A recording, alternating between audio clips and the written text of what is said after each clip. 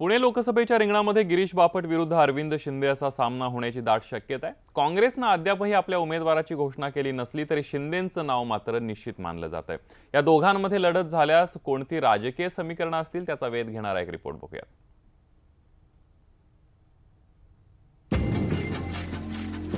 पुण्यात बापट विरुद्ध शिंदे अशी लढत। अरविंद शिंदेंना काँग्रेसची उमेदवारी। पुण्यात कोण मारणार बाजी? पुणे लोकसभा मतदारसंघातील भाजपचे गिरीश बापट विरुद्ध काँग्रेसचे अरविंद शिंदे यांच्यात थेट लढत होणार असल्याचं आता जवळपास निश्चित मानलं जात आहे। काँग्रेसनं महापालिकेतील गटनेते अरविंद शिंदे यांना लोकसभेच्या रिंगणात उतरवण्याची चिन्ह आहे। बापटांच्या तुलनेत शिंदेंचा राजकारणातील अनुभव तसा कमी आहे। 1983 मध्ये बापटांनी पुणे महापालिकेत नगरसेवक म्हणून राजकीय कारकीर्द सुरू केली। सलग 5 वेळा विधानसभेची निवडणूक त्यांनी जिंकली असून 1996 मध्ये त्यांनी लोकसभेची निवडणूकही लढवली होती। त्यामुळे यंदाची लोकसभा निवडणूक सोपी असल्याचा दावा गिरीश बापटांनी केलाय। खरं तर पुण्याची लोकसभा मी पण लढवतोय। मला असं वाटलं की आपली लोकसभा म्हणजे आता फार मोठी कुस्ती होणार, पण आता जिल्ह्यातच अशी कुस्ती लागली कांचनताई की तुमच्या कुस्तीकडे सगळ्या देशाचं लक्ष लागलं आणि आमची कुस्ती रेवड्याची होणार आहे।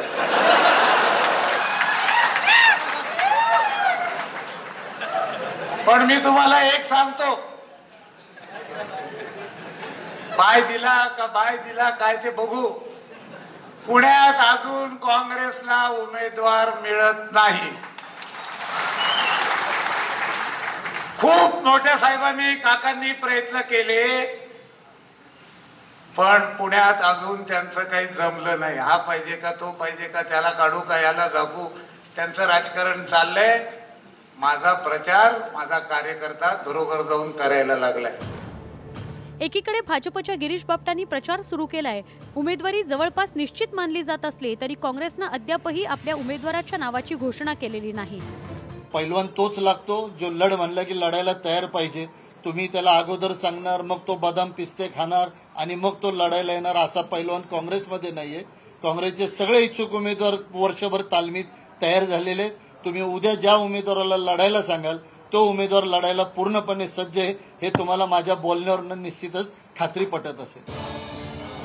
काँग्रेसचे संभाव्य उमेदवार अरविंद शिंदे यांनी 1997 मध्ये पुणे महापालिकेत नगरसेवक म्हणून आपल्या राजकीय कारकिर्दीला सुरुवात केली। ते सलग 5 वेळा नगरसेवक म्हणून निवडून आलेत। तरी बापटांच्या पाठीशी मनपातील भाजपचे 60 ते 70 नगरसेवक तसंच 6 विधानसभा मतदारसंघातील भाजप आमदारांचं पाठबळ असणार आहे। या तुलनेत केवळ 10 नगरसेवक आणि गलीगात्र झालेली पक्ष संघटना या भरवशावर अरविंद शिंदेंना लढत द्यावी लागणार आहे। मात्र राष्ट्रवादी काँग्रेसच्या घड्याळाची साथ लाभल्यास लढत रंगतदार ठरण्याची शक्यता आहे। वैभव सोनवणेसह bureau report, news 18 Lokmat, Pune. राष्ट्रवादीचा मावळ मतदारसंघाचा उमेदवार पार्थ पवारने न्यूज 18 लोकमतशी बोलताना आपल्या पहिल्या भाषणाबद्दल नेमकी काय प्रतिक्रिया दिली आहे बघूया। काय झालं, मी आधी असे भाषण दिले नाहीयेत। ते पण पहिलं भाषण 7-7 हजार लोकांच्या समोर, जास्त होते, आय थिंक 8,000 होते, 8-9 हजार। ते पण साहेबांसमोर, जयंत पाटील साहेब होते, शेकापचे जयंत पाटील साहेब, दादा आणि इतर ज्येष्ठ नेते। तर ते काय होतं की एक्सपेक्टेशन्स काय असणार, मी काय बोलताना समोर गेल्यानंतर मी थोडं कापायला लागलो। साहजिक आहे, पहिलं आहे भाषण, तर ते थोडं शब्द मी गिळले ते करताना। आणि ऍक्च्युली भाषण चांगलं झालेलं होतं, फक्त 1-2 लाईन जे चुकीचे झाल्यात ते ऑपोजिशननी धरून त्याच्यावरती व्हिडिओज बनवून ट्रोल केलं मला। काश्मीरमधली काश्मीरच्या बडगाम इथं लष्कर आणि दहशतवाद्यांमध्ये चकमक झाली। या चकमकीमध्ये सुरक्षा दलानं 2 दहशतवाद्यांचा खात्मा केला। या दहशतवाद्यांकडून मोठा शस्त्रसाठाही जप्त करण्यात आलाय, तर 4 जवान जखमी झालेत। ही चकमक बडगाम जिल्ह्यातल्या चुत्सू गावामध्ये झाली आहे। गेल्या 24 तासातील ही तिसरी चकमक आहे। परिसरात आणखी काही दहशतवादी लपून बसल्याची माहिती सुरक्षा दलांना मिळाली असल्यानं शोध मोहीम सुरू करण्यात आली आहे।